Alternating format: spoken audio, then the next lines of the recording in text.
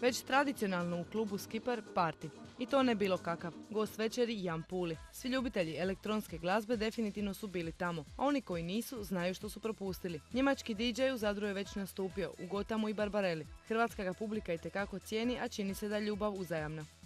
Super friendly people, and I have some friends that are originally from Zara, but they live in Zagreb or in Germany. And always really nice people. Can you compare it with people in other countries?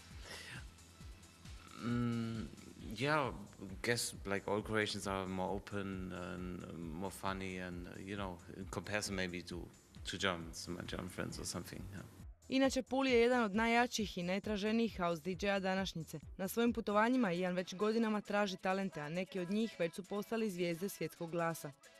Always when people ask me, I'd say like all kinds of house, because I don't like to play one style during the night, so whatever, all the little subsidiaries of house I play, disco house or electro or tech house, whatever. As a DJ I enjoy new music, so I love to look, nowadays you do that on the web, so every week I go on the web and look for new stuff, new kids.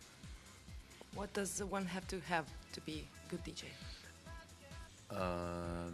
Definitely his own flow. It's hard to explain, but